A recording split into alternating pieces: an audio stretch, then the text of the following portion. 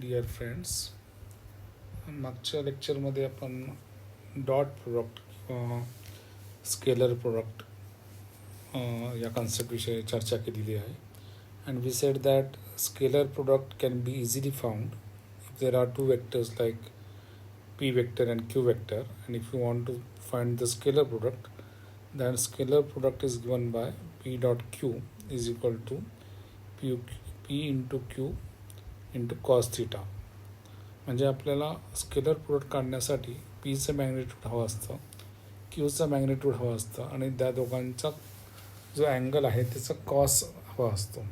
So with this we can find the scalar product और dot product. आणि आपण असं बघितलं की स्केलर प्रोडक्ट काढताना जे दोन क्वांटिटीज आहेत त्यातली एक क्वांटिटी आहे तशी आपण ठेवतो आणि दुसऱ्या क्वांटिटीचा कंपोनंट हा अगोदरच्या क्वांटिटीला प्रोजेक्ट करतो. म्हणजे उदाहरणार्थ if there are two quantities force आणि डिस्प्लेसमेंट, आणि फोर्स आणि डिस्प्लेसमेंटचं आपल्याला डॉट प्रोडक्ट घ्यायचं आहे, तर either we take F into S cos theta, where s cos theta is a projection on f, or we take s into f cos theta, where f cos theta is a projection of f.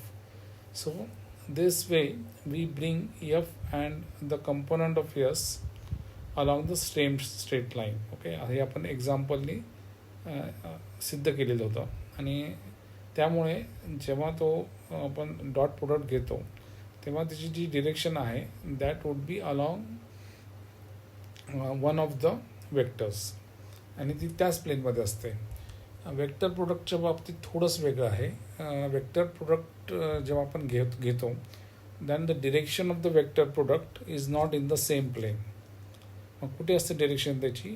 So the direction is in, हे फार महत्त्वाचं आहे, direction of the product vector.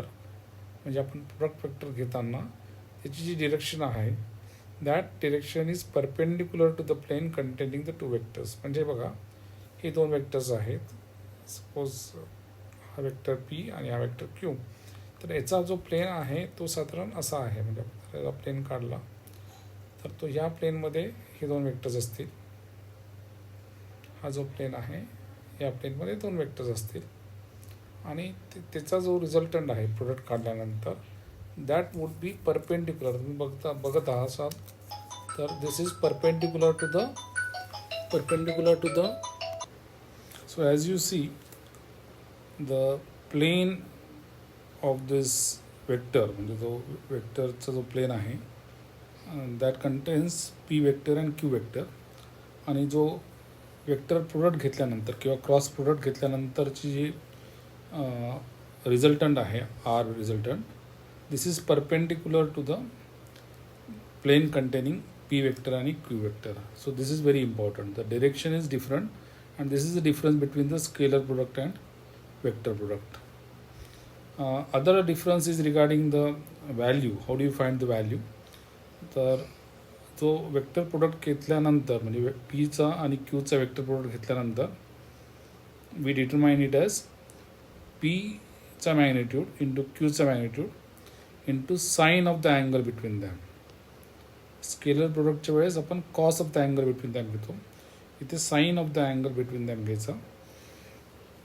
आणि ही जी direction आहे ही वरती की खाली आहे, तर त्याच्यासाठी राईट हँड स्क्रू रूल वापरायचा, आणि that will decide whether this R is above vertically upwards or vertically downwards to the plane of the paper, plane of the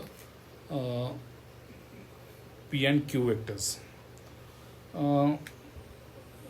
vector प्रोडक्टच्या काही ॲप्लिकेशन्स आहेत, आणि ते ॲप्लिकेशन्स तुम्हाला नंतर जेव्हा आपण उदाहरणार्थ चार्ज आणि मॅग्नेटिक फील्डचा स्टडी करणार आहोत त्यावेळेस आपल्याला लक्षात येईल की for example if there is a charge which is moving with the velocity V, than त्याचा जर फोर्स काढायचा असेल तर तो फोर्स काढण्यासाठी आपण वेक्टर प्रोडक्ट घेतो, and that vector product will give us both the magnitude as well as the direction of the force. तो वेक्टर प्रोडक्ट काढण्यासाठी इंडक्शन माहिती हवं असतं, आणि तुम्हाला charge moving with the velocity that also must be known. This is one example, and we'll come across some examples of vector product as we study some concepts in physics. Okay, so just remember that vector product is a cost or cross product we can find by P into Q sine of theta, and its direction is perpendicular. It is not in the direction of P or Q, it is perpendicular to the plane containing P and Q. That's it.